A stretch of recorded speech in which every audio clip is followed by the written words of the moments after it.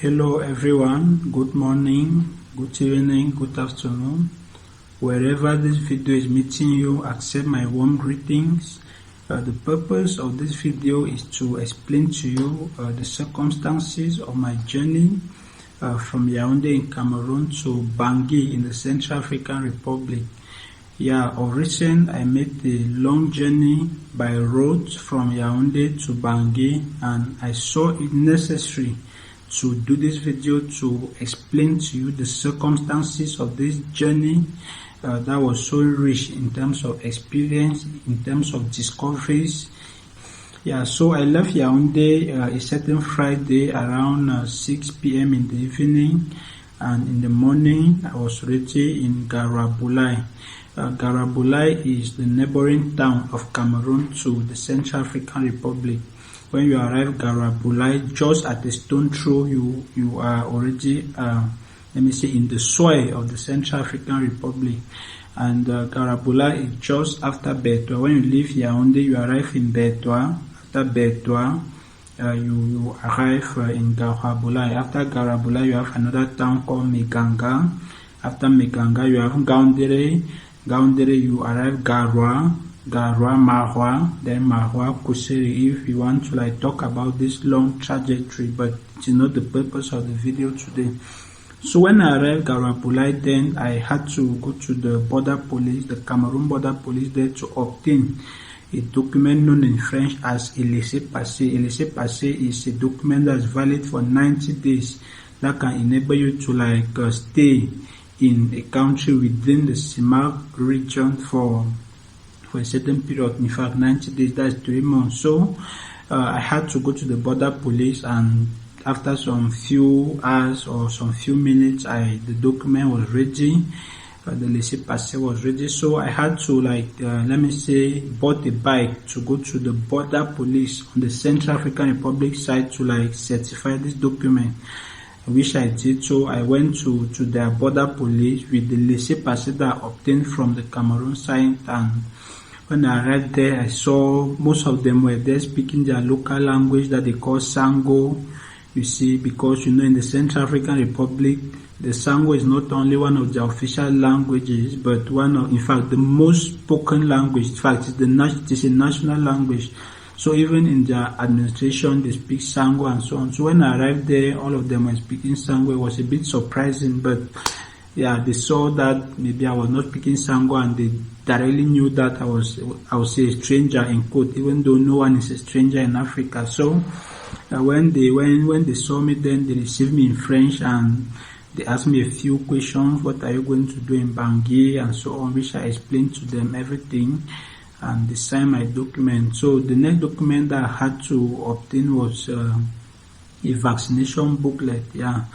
A vaccination booklet. The Central African Republic citizens, or the Central Africans, it is a bit complex. So they advised me to obtain this vaccination booklet on the Central African Republic side, given that on the Cameroon side it is more expensive. I could not even understand why something that Cameroon that is rich, that is said to be the backbone of the Central African Republic, a document that is cheaper on the Central African Republic side is instead expensive on the Cameroon side. I could not understand. So I had to obtain this medical booklet on the Central African Republic side, and I think the difference of price with the Cameroon was 3,000 or 4,000, something of this nature. So I obtained this document. Unfortunately, I did not do any vaccination, in fact, against whatever. I just obtained the document and filled the formalities, and that was all. So the next document that I had to obtain was a test against the coronavirus, which I did, I think, still on the Central African Republic side. So all these conditions were met, and the only thing that I had to do now was to go at the agency and, book a ticket. So I went to the agency. The name of the agency that leaves Garabulai to Bangui is called Avenue de la Centrafrique. So I went there and bought a ticket, and after about 2 hours of waiting, I think the bus kicked off at 12 p.m. and 12 p.m. or 1 p.m., something of this nature. So we started the journey, And after about 3 kilometers from the border, there was a police control post. Yeah, one thing that really caught my attention is when I saw the nature of the control post there, it was very well built compared to what we have in Cameroon. The control post on the Central African Republic side is having many units in one place. So it is a very long building that is having the forestry and wildlife, the gendarmerie, the police, and the customs, you see, which is never the case in Cameroon, because when you even look at our control post, it's always like, in fact, not really of that nature, So it was really like surprising. I could not understand how the control post there could be far better than what we have in Cameroon. So the control post then, one thing that really was sad is the nature of control. It is very slow. You understand? It's very slow. So at the control post, one police has to come and collect the documents of all passengers in the vehicle, go to the control post and call names, call one by one, and so on, which is very slow. And at the end, it made the journey too tiring, because it's the same thing that they are doing on all the journey. So they will call names and so. Meanwhile, in Cameroon, for example, a police maybe can enter the vehicle and you present your ID card, or he can stand at the door. Each and every passenger presents his or her cards, and it is very easy, you see.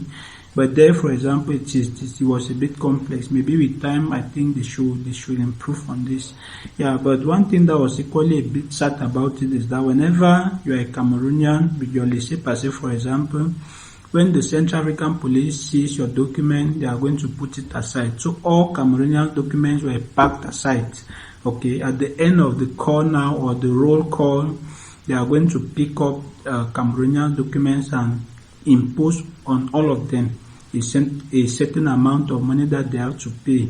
You see, I will not call the amount here, but many Cameroonians were not too happy with it, even though at the end they saw that maybe it is one of the ways that the police there is using to have some money, because the standard of life there is very low, and things are very, very expensive. So many at the end, we just thought that maybe, so we tolerated, and it was like that. And one thing that, on all the journey, a journey of about less than 600 kilometers, there are about 25 control posts on the journey, along the line, you see. And the reason is that the Central African Republic of recent has witnessed a series of, let me say, political instability, and the security situation that is really degrading.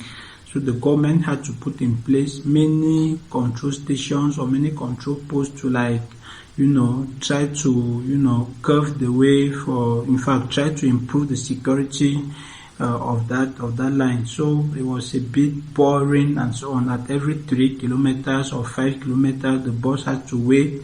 The police has to do the same thing and so on. So it made the journey long, tiring, and at the end stressful, you see. So after the first control post, that is how we were stopping at every control post and so on. And the police was doing the same thing. So all of them, they were programmed to do the same thing, the same procedure everywhere, you see. So after about 3 or 4 control posts, we reached at a certain town called Bois. You see, Bois, for example, is not really far from the border, but in Bois, for example, you are already seeing the image of the Central African Republic, because you are already seeing the administration, you are seeing even their telephone operators, you are seeing the locals of the telephone operators there, like Telecel, Move, and Orange. So when you are in Bois, for example, you are already feeling the Central African Republic, because at the border, for example, you see most of the things are Cameroon, even on the Central African Republic side. So maybe there is no big difference when you are at the border, be it on the Cameroon side or on the Central African Republic side. And even there are many Cameroonians who speak their local language there, called Zongo and so on. So when we reached at Bois, there was a certain, I would say we had a drop, and for people to relax a bit, and just after about a few minutes, and the bus kick off again, and that's how we continued the journey. around 9 p.m. in the evening, 9 p.m. was already 9. We arrive in a certain town called Bosemtele. Bosemtele, maybe it's a junction, whatever you call it, but many people are living around there. So we had to stop the journey. This was already Saturday in the night, you see, because I left Yaounde on Friday evening. Saturday morning, I arrived Garabulai, and by night I was already at Bosemtele. So in Bosemtele there is a custom house there, and many people had to sleep there. They had their how do you call it? They had to dress it on the floor to sleep. Some people had to sleep in the bus. I went to a certain motel there, and I think I paid 3,000 a night. And there, for example, there was no electricity. The only thing that was used there was solar lamps and so on. So yeah, in the morning around 6 a.m. now, that is Sunday morning, around 6 a.m. the journey continued, and I think around 12 or 11 a.m. we were already in the certain town that they call Boali. Boali is like the reference town to Bangui. When you are in Bangui, when you are in Boali, you have hopes of arriving Bangui in the next hours, you see. So when you arrive in Boali, you're already having hopes of discovering Bangui. So yeah, so when we arrive in Boali, then you see you're already seeing the town, because Boali is the area where electricity is generated and is being distributed all over in the Central African Republic, including the capital Bangui. Yeah, so when we arrived in Boali, then I was already seeing let me say a certain change as compared to other towns like Bosemtele, Boa and so on, because in Boali, for example, there's already electricity. In fact, life is a bit different and so on. Yeah, so after I think around 1 p.m. we arrived in Bonne-Douce. Bonne-Douce is at